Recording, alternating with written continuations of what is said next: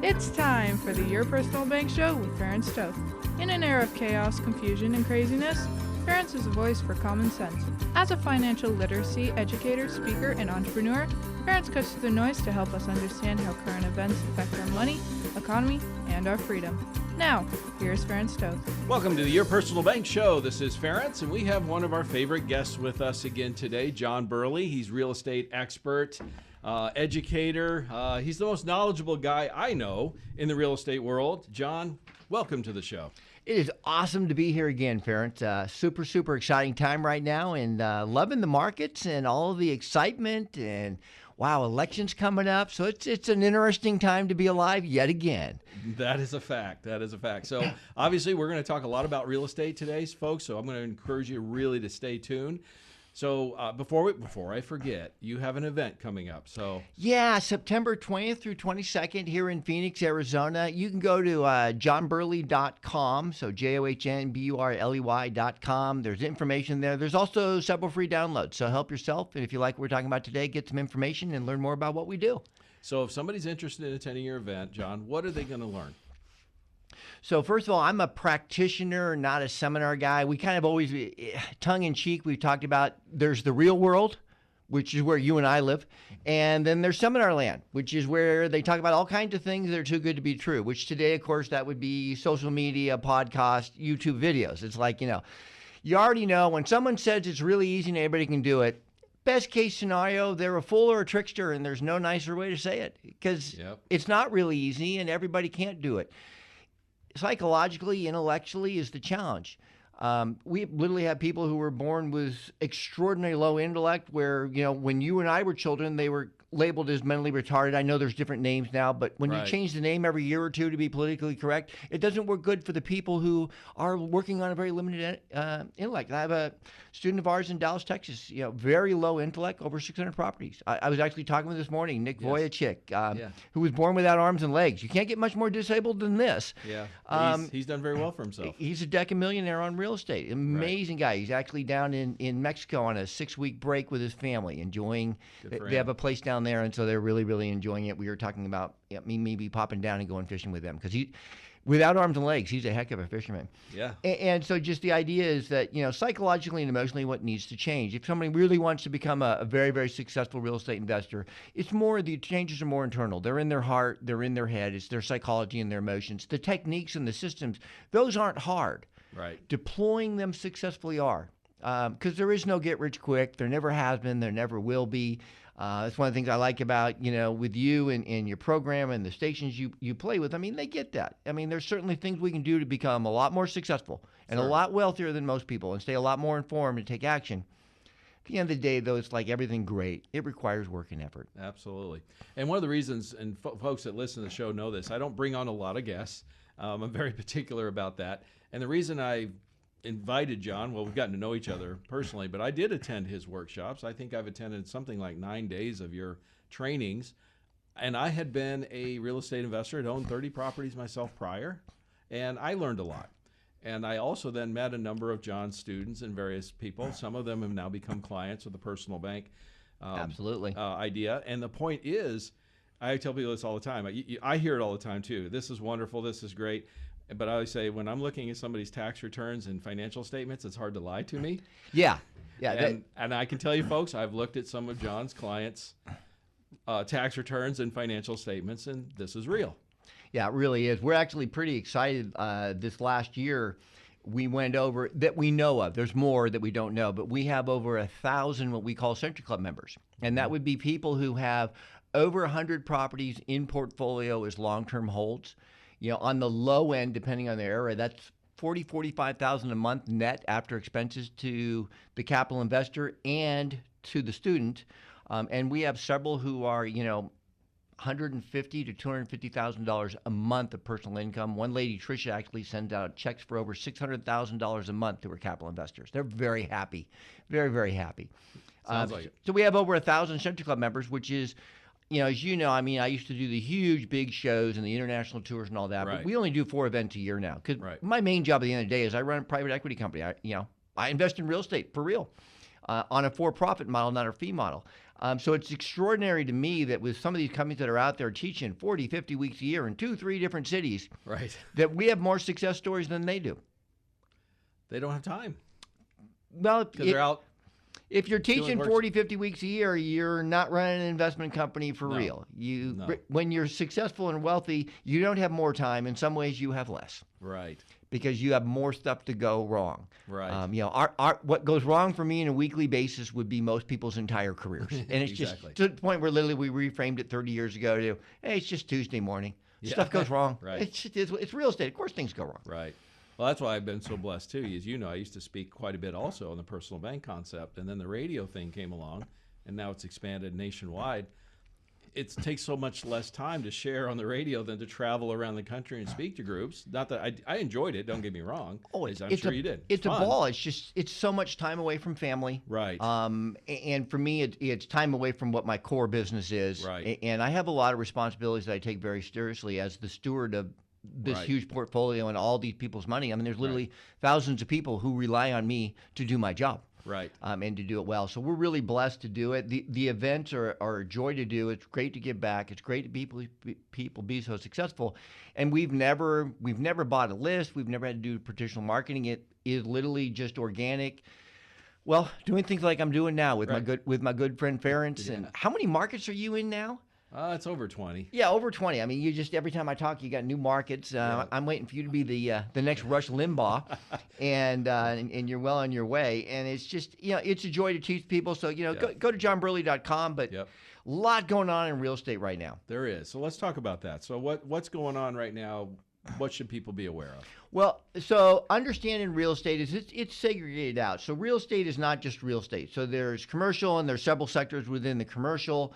There's residential. There's sectors within residential. There's lots of different stuff there. I think one of the ones that's kind of exciting to talk about right now, it's not your home. It's not your neighborhood. It's not your 10 rental properties.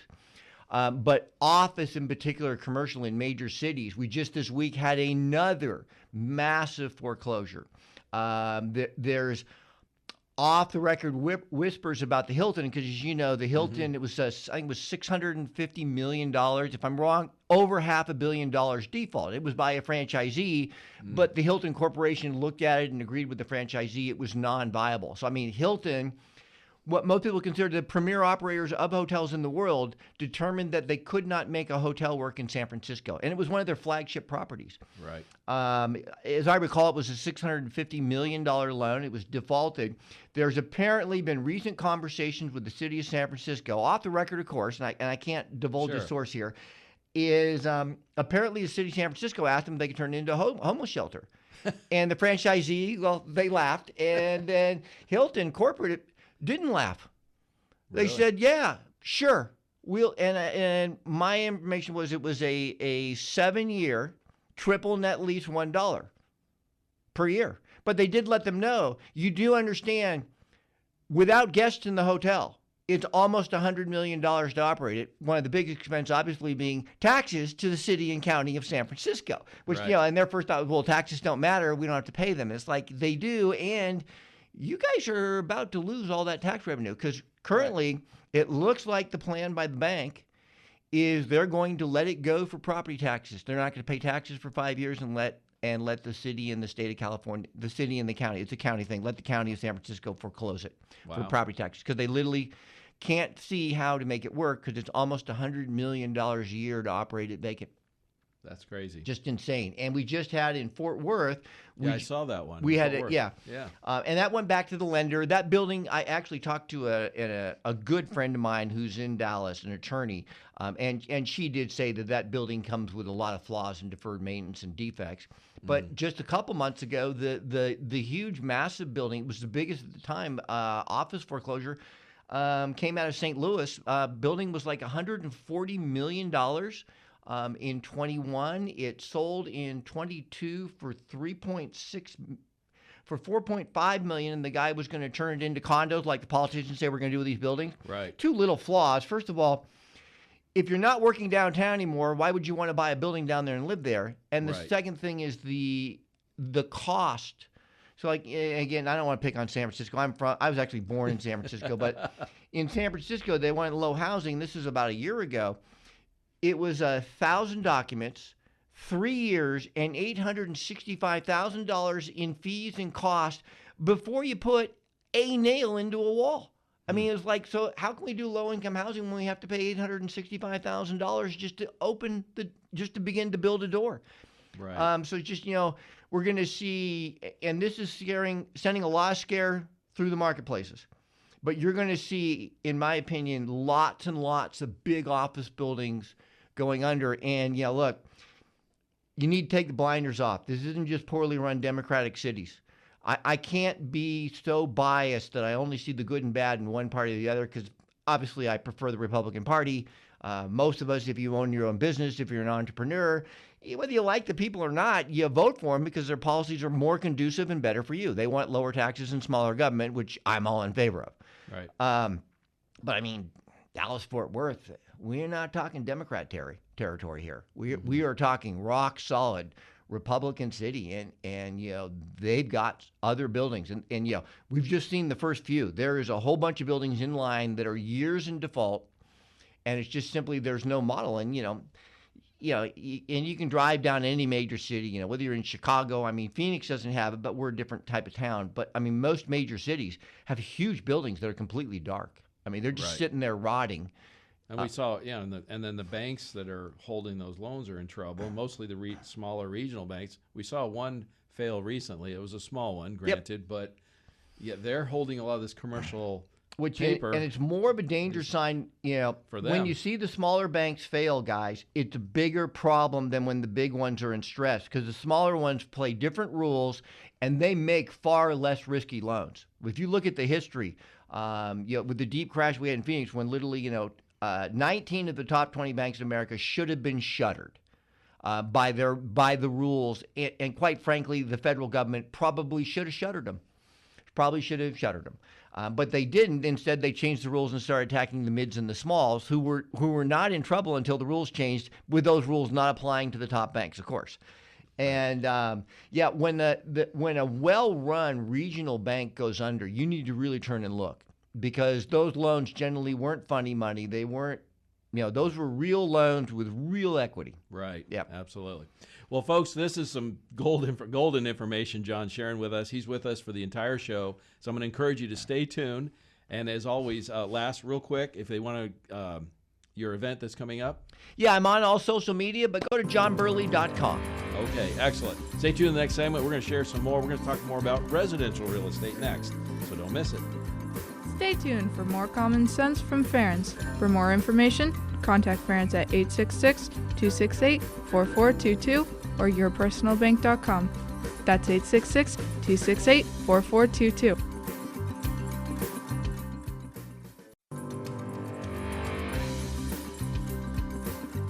Welcome back to the Your Personal Bank Show with Ference Toth.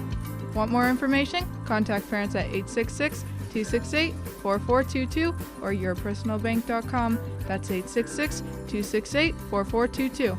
Now back to the show with Ference Toth. Welcome back to the Your Personal Bank Show. This is Ference, and we have one of our favorite guests, John Burley, real estate expert, educator, the guy that knows more about real estate than anybody else I know, and that's why I invite him on this show periodically. So we've talked a lot in the first segment about commercial real estate, and that's becoming well known, John, as a real problem.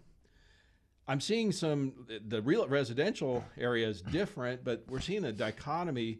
Some states are building, some aren't. What's going on with that? Well, so the markets are moved primarily on psychology and emotions, which is why we have the crazy run-ups and the crazy crashes. It has a tendency to run up slower than it goes down, because people react more to bad news than good news.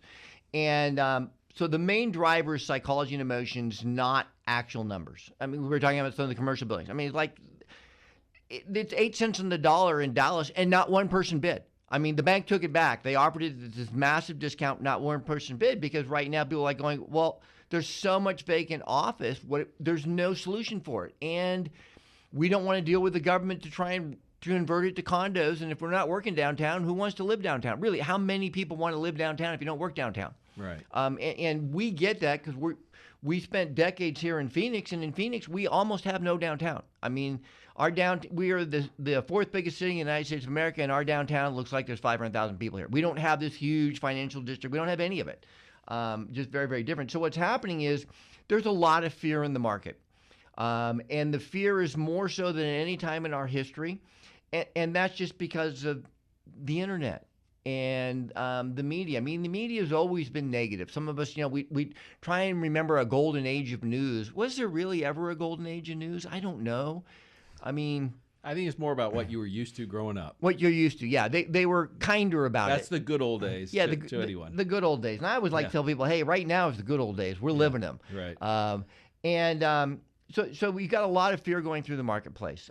People are freaked out on interest rates, and this is where you really see, for those of you that have been around for a while, you really see the difference. People who are new to sharing information, educating, teaching, or being an expert are all freaked about interest rates, where veterans are like going, well, historically, these rates are low. The 3%, 2.5%, 4%, that was a little blip window, and it never should have gone that low to start with. That was an over-adjust by the feds. I share the same thought because, we keep hearing, Wall Street keeps saying, oh, the rate cuts are going to happen. And I've been saying for over a year now, just listen to the Federal Reserve. What has their mantra been? Higher for longer. Yeah. They're the ones that make the decision. And as I say all the time, I understand you're a young Wall Street stock jockey, whatever. I understand what Wall Street wants. They want lower interest rates because it's good for the business. It's good for stock market. But it's not what the decision makers, the Fed, is saying. Right. And what they're doing, obviously, look, they're doing a good job. They're trying to do a reframe and a lobbying effort to get the Feds to give them what they want. And the really great knowledge people that I know and the really high-end investors that I know, we're all like going, well, kid, why don't you learn how to invest in a different marketplace? I mean, if you can only make money when it's 3%, you were dead the day you started. You just didn't know it till now. Well, last week, for example, I had lunch. I was talking to the primary buyer for a major insurance company. So this is a multi-billion-dollar institutional investor. And his statement was about the stock market to me last week. We are super defensive. Yeah, super defensive. If you don't know what a short is, figure that out really, really quick because you want to be ready. Because the difference is now, the reactions are faster. So what before would be, wow, news comes out, a 4 or 5% downturn in a day, 10, 15% in a week.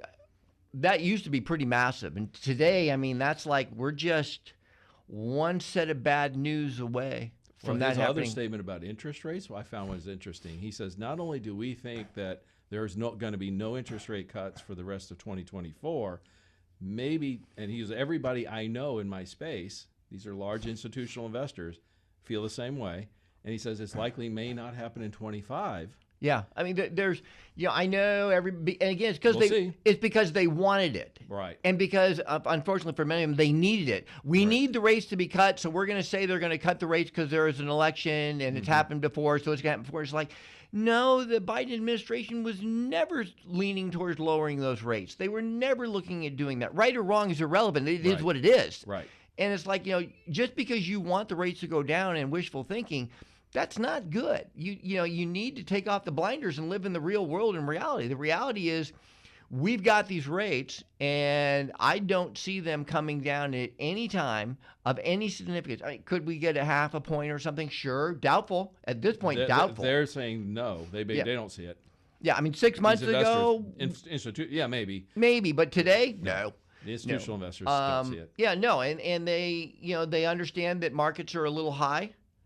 And the different opinions on it, obviously, but it's like going, we don't want to be over leveraging into a high market. We want more equity than before, and we're going to keep the rates where they're at. Now, on the residential side, there's some really, really cool stuff out there. So if you're out there right now and you want to get creative, you're probably listening to the radio driving your car, but you can still raise your hand. So just pop your hand up if you want to get creative, because there is stuff we can do. The reality is, right now, what we've been buying, the majority of what we've been buying on market. So there's off market, really deep off market. But the deep off market deals, Ference, as most of those are 6 months to 5 years of direct marketing before we got a deal. Right. We were like their backup plan for years, and then they called us. Off market is, the signage, the stuff you see and all that stuff, which some of it works, but not that great. Those signs have been around. The yellow sign with the black writing, the corrugated plastic. I was actually the first guy in the world to use those signs. You started that. I started that. So, sorry, I apologize. Sorry. If it helps, for 21 years now, since '03, I've been told everybody don't use that sign anymore. Because what that sign says is you're a low-life, rip-off, scumbucket real estate investor. And even real estate investors think that's what that sign means. I saw one this morning driving into the studio. And that's your thought, yeah. They work, but not like the old days. One of the things that we have been doing is we have been doing a lot of deals every month. And this is personally my company, what we're doing is we're assuming or taking over what's called subject to existing financing. And we just recently, it was one deal my daughter was on 1.75%, 30-year fixed rate, Wow. 3-year loan. And she got that loan. So we've been doing, and that's the lowest we've done. Most of the ones we've been doing have been 2.5 to 3.5. And just taking over the loans legally, ethically, and morally. If you're in Arizona, you got to really dot I's and cross T's. Some states are loosey-goosey, others aren't. There's a lot of rules to follow, which we will be teaching at the September event. And Right. most importantly, we'll be telling you exactly what never to do, which unfortunately is the common message that people are given. What they're told to do, they should never do. But you can actually take control of those existing loans. Now, it limits your choices because it's like, I don't get to pick my house first and then go get financing. I'm picking the financing first and then seeing if the house will be acceptable. Of course, as an investor, everything doesn't need to be perfect exactly like I want it because I'm never going to live in it. And I don't buy, again, guys, I've been doing this for over 40 years. I buy Class B properties. I buy nice homes in nice neighborhoods, good working class. Literally, I don't understand why politicians don't say this stuff anymore because it's what we all grew up with, decent, God-fearing, hard-working Americans. Blue collar. Blue collar. Yep. The heart and soul. And I do miss that most politicians today, even the ones that are Christian, are afraid to say, God bless America. I mean, the President of the United States right now is a Christian. And he still won't say, God bless America anymore. Not a regular thing. He still occasionally will do it. He has said an occasional prayer in a tragedy, but it's like, you and I remember just a few short years ago, every single politician, even if they never had any belief whatsoever, was all God bless America, God bless America. They all had an American flag on. An American flag always. Now it's Ukrainian flags and other stuff. Right. I don't get it. There's lots of that stuff that I support. I wish them well and I pray for them. But, if I'm wearing a collar pin with a flag on, it'd be the American flag always. And I will. If you're a representative for America, you would think that makes sense. You would think they do. And as you know, you've been to several of my events. I really do. People go, does he really do this? Yeah, I really open with a prayer and I close with a blessing upon the people in the room. And I always have and I always will. And internationally, I had promoters who used to put it in my contract. I couldn't. It's like, come on, I'm coming and and you want me here and you're paying me a boatload of money, but I won't agree to that clause ever. But they would try and slip it in the contract, figuring, well, John honors his word. So if he signs it, he'll not do it. And if it had slipped by, I still would have said the prayer. There you go. Well, that's why I always finish the show off with "In God We Trust." We're current events, money-focused show, and and it occurred to me, I was looking at a quarter one day, and I was like, oh, well, it's right there, on our coins. And John, this one really got me. So maybe it was a State of the Union a couple of them ago, and it struck me. I was watching him speak, and right above him in like huge block letters in granite, in the House of Representatives, "In God We Trust." It's on every major building in D.C. Yep. Every single one of them, every major building in the United States has either scripture or "In God We Trust" or something to that effect on every single building. Absolutely. And look, does America have problems? Of course. Does America have problems regardless who is president? Of course. Has America always had problems? Yes. With that said, we're a family.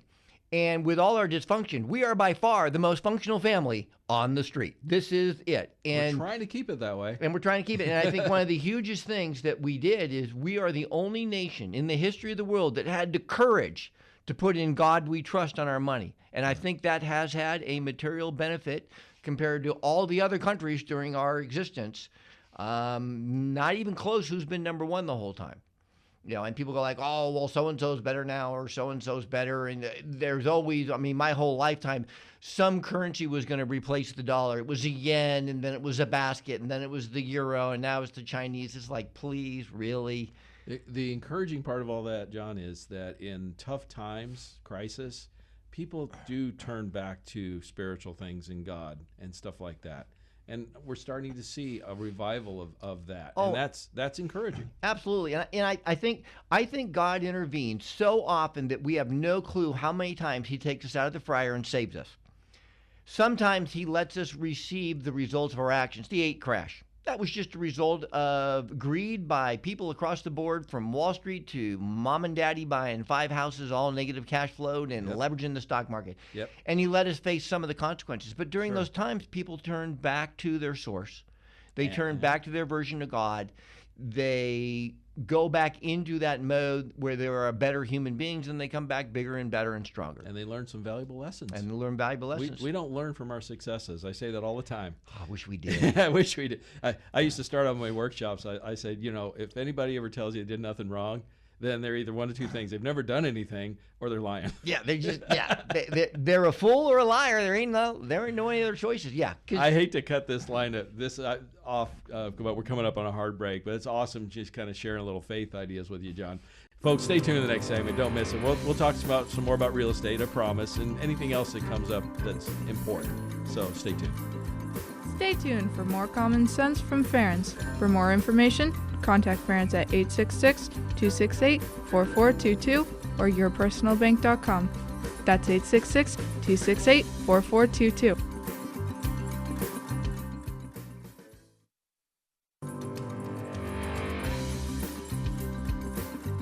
Welcome back to the Your Personal Bank Show with Ferentz Toth. Want more information? Contact Ferentz at 866-268-4422 or yourpersonalbank.com. That's 866-268-4422. Now back to the show with Ferentz Toth. Welcome back to the Your Personal Bank Show. This is Ferentz, and we're on with one of our favorite guests, John Burley, and again, real estate educator, investor. Again, the guy that knows more about real estate than anybody I know. And that's saying something, because I deal with a lot of real estate investors, John, as you know. Yeah, you do. A lot of them. Anyway, we got on a tangent in the last segment, but I think it was very valuable stuff we were talking about. We started kind of down a path. One of the things is that I know driving real estate prices up, particularly single-family residences, is a lack of inventory. I've been reading and seeing some things where some of the states like Texas and Florida, they were building, and now they're starting to have a little bit of overage, which is actually good if you're going to buy. And then other states, more of the blue states that have more restrictions or more rules, they're struggling. So that's just creating a dichotomy. So if somebody's looking to buy or maybe invest, what would you recommend? I mean, you've got Florida, which is an exception because it is a coastal state, obviously. We think of the West Coast, East Coast, not the South Coast. West Coast, East Coast, look, they've always been more expensive. You're on a coast, your major cities, in the modern world, although it's not that much different. I mean, there's a reason why in 1974, California passed a Prop 13, so the property taxes didn't go up as long as you didn't move, because they were litigating to where it's like, in 74, your property taxes are $8,000 or $10,000 a year on a house you paid $40,000 for 25 years ago. So the cost of living has always been much higher. If you live in most major cities, Phoenix is just an aberration to that, but if you live in most major cities, and you're a regular person, I mean, you're living 30 minutes to 2 hours plus outside of downtown. That's the real world. That's just reality, and that's across the world. So if you're in a lower populated state, if you want to be a real estate investor, look, I've always said just invest where you live, figure out the rules and the laws, and deal with them. With that said, I moved from California to Arizona in 1989, in part because of the cost of doing business there, which was small compared to now, and they were already not property owner and pro-business. There had been a big shift, big shift. So like you're saying, it's different. I get a lot of people that I see this where they'll invest, maybe have some success or not, and then they start looking at investing here and there and elsewhere. It seems like it's always better if you're investing local with real estate. Yeah, I mean, the first question, so if you've ever owned a rental property, and if something went wrong, which if you've owned it for a while, something went wrong, it's real estate. It's the real world. You're dealing with human beings. It's a piece of property. Little stuff goes wrong. It's just how you keep that in perspective, how you learn to control the cost.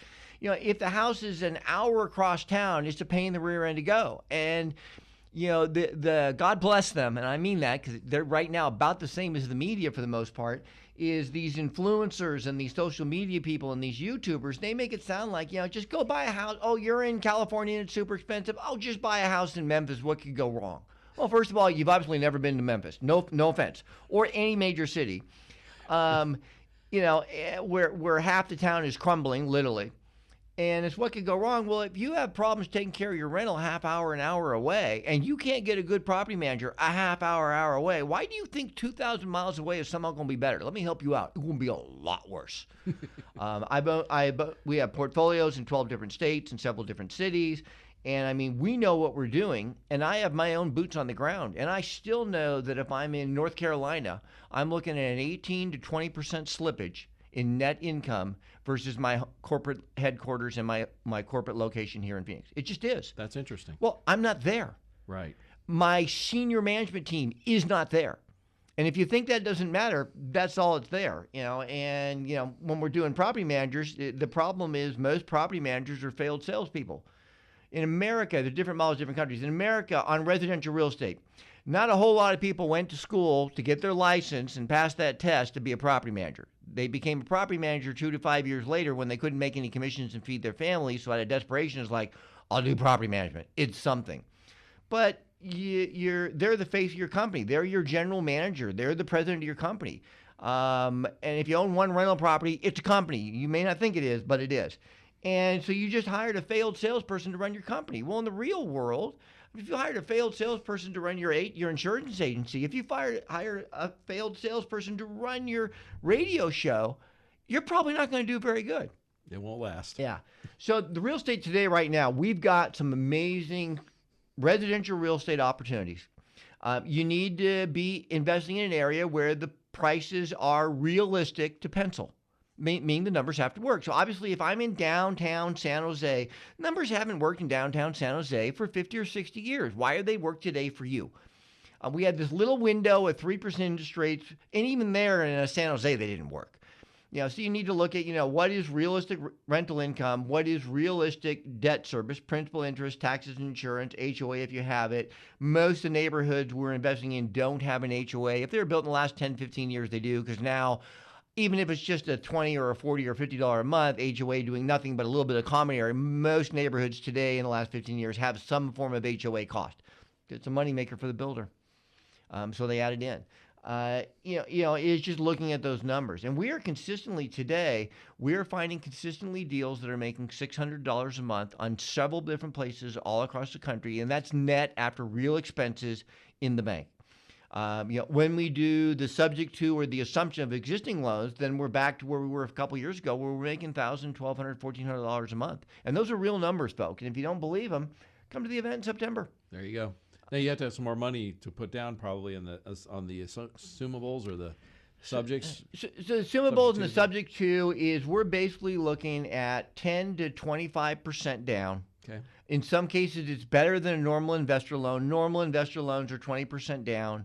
Most of these, we're taking over an FHA, a VA, or another government loan, the government insured loan, because that's the lower rates.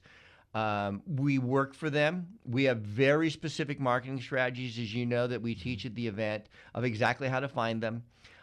We really focus on raising the money first and having the money to do them, even if they're just 20,000, 50,000, 70,000, 30,000 entries. And then we just focus on, the long term, the cash flow number, and making those numbers just work. And as you know, we're very unique. I come out of Wall Street. I literally was the first guy in America to do a for-profit private equity company in single-family homes. We all knew single-family homes made more money than commercial. Commercial was just easier to buy. And if you work for a fee, way easier to buy $100 million building than to go out and find 1,000 houses. It's way easier. And if you're working for a fee, the profit, people go to these movies like Wolf of Wall Street or The Real John. Oh, no, they tamed that down so much it's beyond comprehension. But a for-profit guy, which was who I am, only 2% of the houses are for-profit. We were the first single-family house out. For-profit, we only get paid my company if we earn money.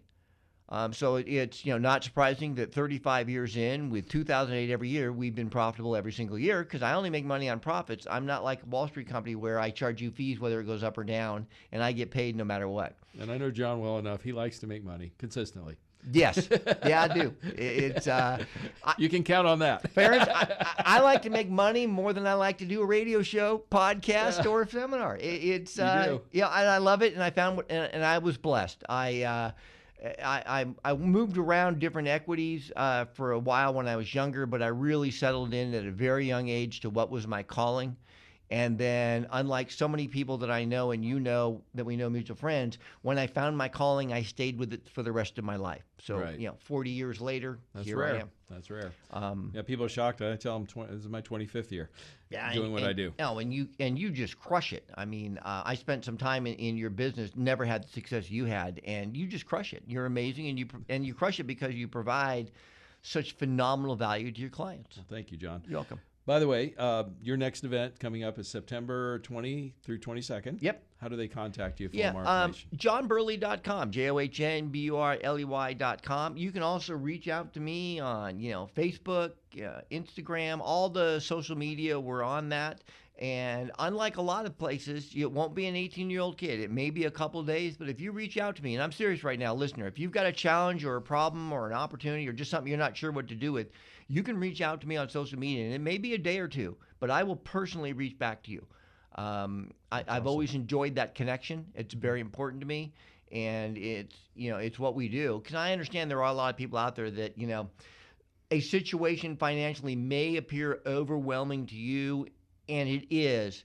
And with that said, there are people such as myself who have different skill sets, different belief systems, and different experience to what is World War II nightmare worst case scenario for you may not be for someone who's a very, very high end practitioner. For you, it might be Tuesday. Just Tuesday morning. Yeah. So not only somebody's interested in real estate investing, but somebody who has done some investing or run into a challenge, like you said, you could definitely help them out. And and this event could benefit them too. Oh, absolutely. At our events, they're kind of the opposite of most events. Most events I go to, most of the people in the room are stone cold broke, and they're not looking for education or training. They are literally working for Jesus Christ to walk in the room and perform a miracle. I'm not in that business. Right. I'm good, but I'm not Jesus Christ, not even kinda. Yeah. And so, most of the people that are at our events, they're successful. A large number of them have capital to deploy. They're looking to deploy it smarter and better. And then they're looking to, rather than just trying to do capital gains, it's like, wow, I want that cash flow, which is what we're based on. I mean, I was actually talking with Sharon Lecter, who was Robert Kiyosaki's partner for decades. We had lunch last week, and she's going like, John, I don't know what they're doing, but on your tombstone, they should put cash flow. Yeah. Because she goes, I've never known anybody in my life who generated cash flow, and that's all you focused on for so many decades. It's just the income stream. Because to me, cash flow was freedom. Mm-hmm. Cash flow means if I've got money coming every month that exceeds my expenses, I now have choices. Right. Where if I just get a big lump sum of money, I'm no different than any other human being. That money gets spent. Right. And so to me, it was always just, having the cash flow to have the freedom. Most of my brothers and sisters who became real estate investors, they forget what they were doing. They didn't become a real estate investor to get a new job. They became a real estate investor to get free. And so about 40% of the room, they got off track, and they've done real estate deals, but they did the wrong type of deals. They're in Class C neighborhoods, or they're doing short-term transactions, which can make you money with risk and a lot of work, but there's no future. There's no long-term. They quit one job to create get another a new one. job, and Right. not even aware that the new job has more risk than the last job. Right. Yeah. Yeah. Because if you, And I do the same thing with money all the time, because my big focus is get cash flow for your money even after you spend it. Why not? That's what banks do. Yeah, that's what they do. Yeah, and just doing the spread, and that's all we've ever done is borrow money at one rate and place it at another rate. Yeah. And make that spread, and then increase the value of the property significantly, which we do, and we teach you how to do that. Awesome. Well, folks, we got one more segment with John, so I strongly encourage you to stay tuned. If you want to attend his event or want more information on September 20 through 22, how do they get a hold of you? johnburley.com. Awesome. Stay tuned next segment. Don't miss it. Stay tuned for more common sense from Ferens. For more information, contact Ferens at 866-268-4422 or yourpersonalbank.com. That's 866-268-4422.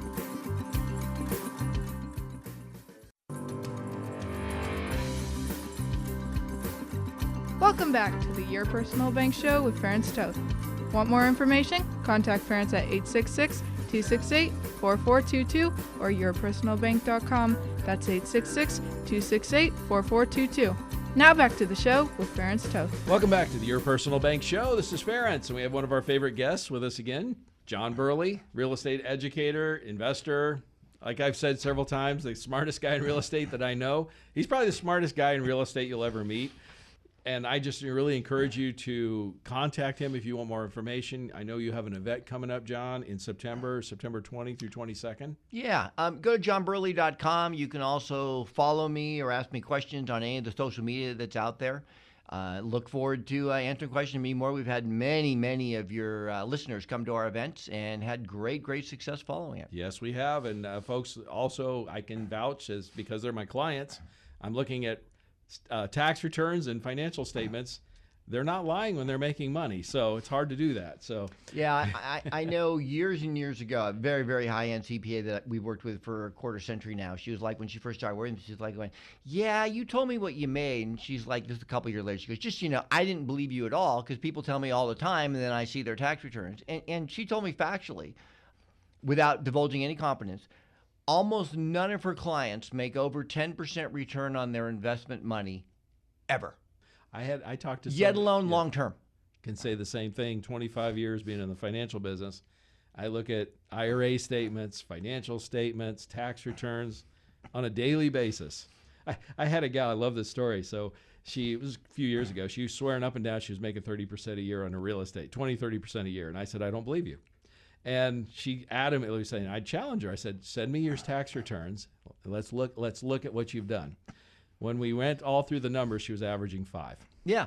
It's just, the poster child for Delusion 101. Right. And the industry gets hyped so much that people, buy into the hype. But, it's a business. There's nuts and bolts. There's rules you need to follow.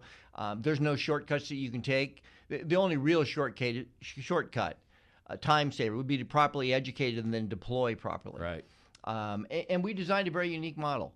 We were talking about it just earlier. So I was going to say is, there's a lot of real estate investor models out there and all, but you're kind of known for the Burley model, they call it. So what is the Burley model? Yeah, so the Burley model, what I did is I looked at, the note business, which you get an income stream without having to have real estate. A lot of pluses. I looked at, the real estate model as far as the long-term growth and paying down debt. A lot of pluses, a lot of negatives. I looked at, the standard rental market. Rentals are amazing. The only problem with rentals is tenants. It just is. I mean, having to manage that. I mean, I used to joke, man, if there wasn't tenants, I'd own a whole bunch more rental properties.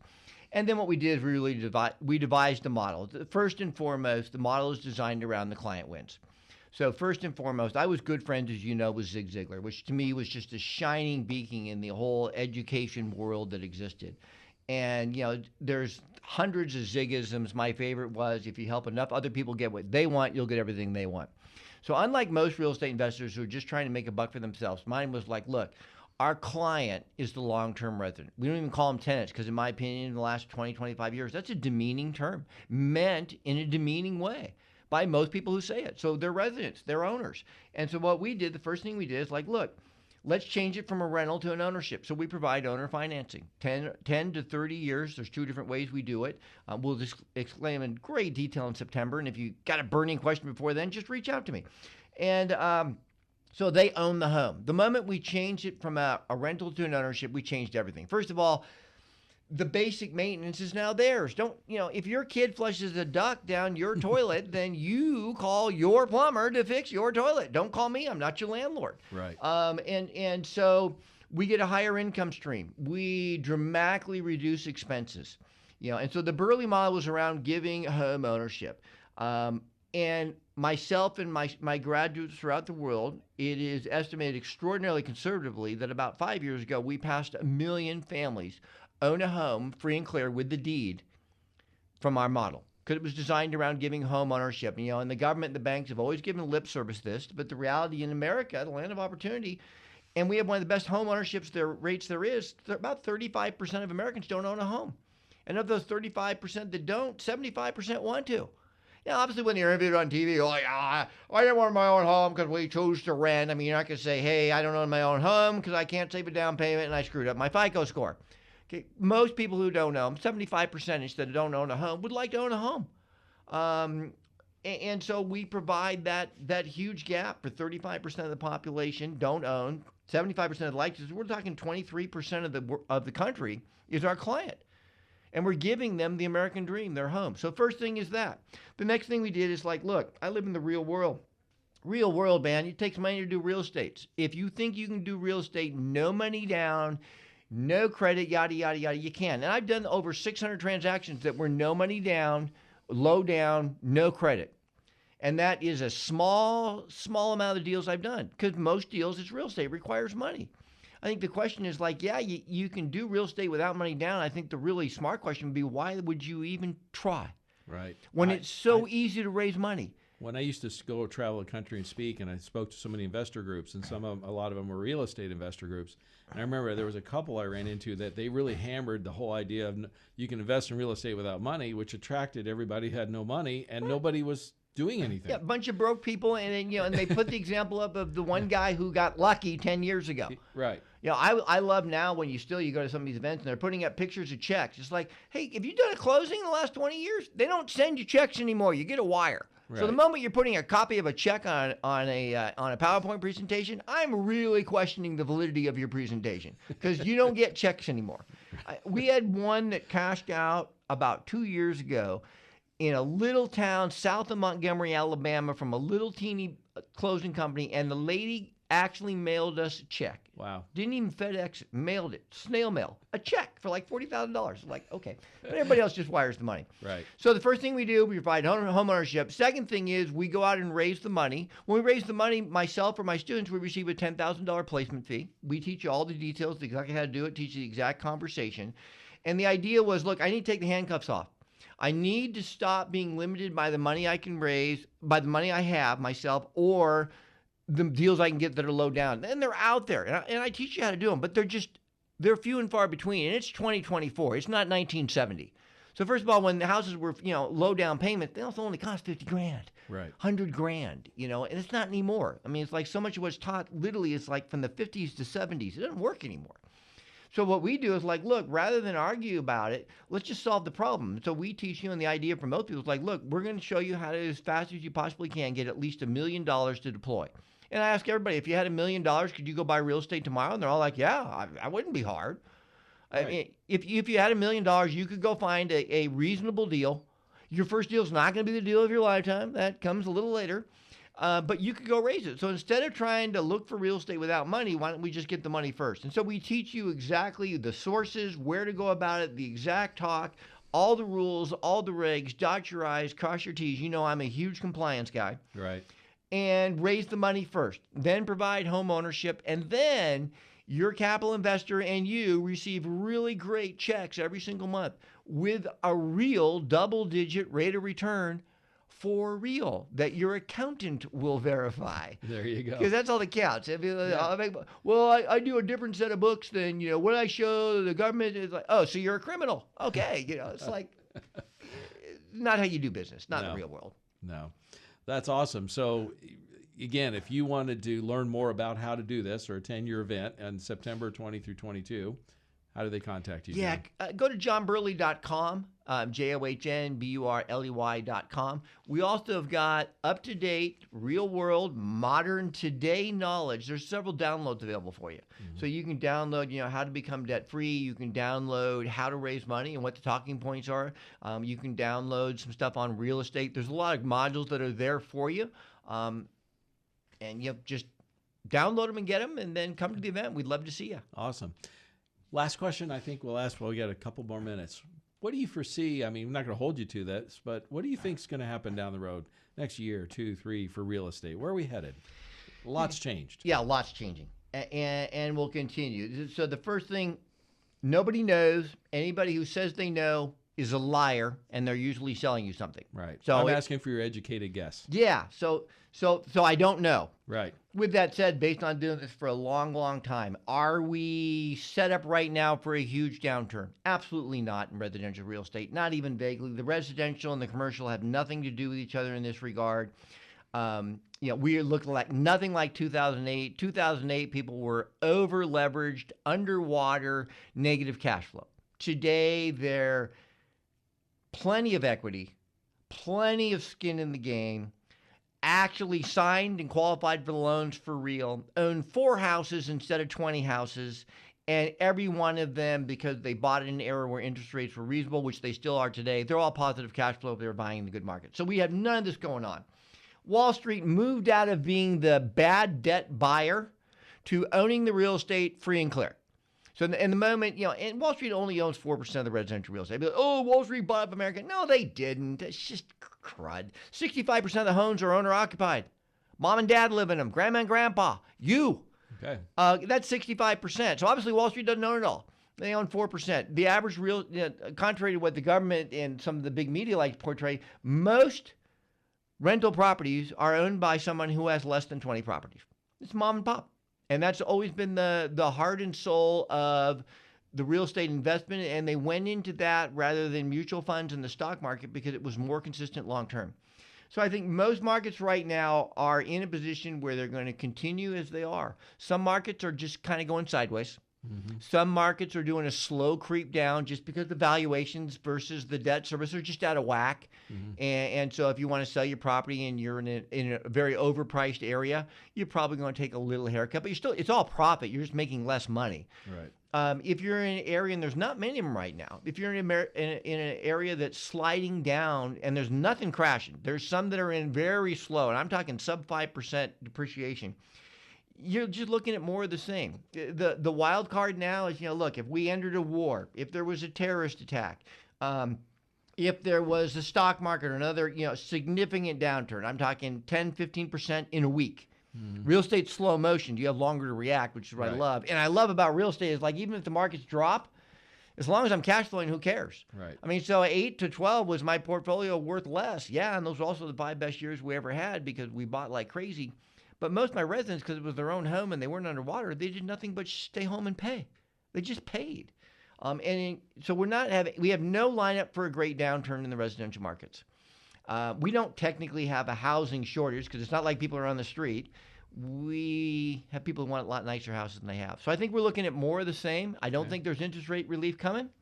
And there's just some really great, solid, really spectacular numbers out there for people who get educated and learn what they're doing. Last time, how do they contact you, John? JohnBurley.com, JohnBurley.com. You can find out about our future events, and you can get free downloads. Also, follow me on any of the social media, and feel free to reach out and ask me questions. John, awesome to have you on the show as always. Thank you. And I'm going to encourage you to stay tuned in next week's show. As always, we'll have great information. And as long as it's on our money, in God we trust. In God we trust. Amen. Thank you. Listen Tuesdays at noon and Saturdays at 1 to the Your Personal Bank Show for more information. Contact Ference at 866-268-4422 or yourpersonalbank.com. That's 866-268-4422. This show is designed to provide accurate and authoritative information. The presenter and guests of this program do not engage in legal, accounting, or tax advice. Professional advice regarding your situation should be sought if required. Some products discussed may have limitations and not be available in all states. Excessive unpaid loans may affect performance. Distributions may become taxable if not managed properly. Replacements may not be suitable for everyone. There may be charges when replacing coverage. Dividend rates and bank line of credit rates may change. For current rates, contact Ference at 866-268-4422 or yourpersonalbank.com. Again, that's 866-268-4422 or yourpersonalbank.com.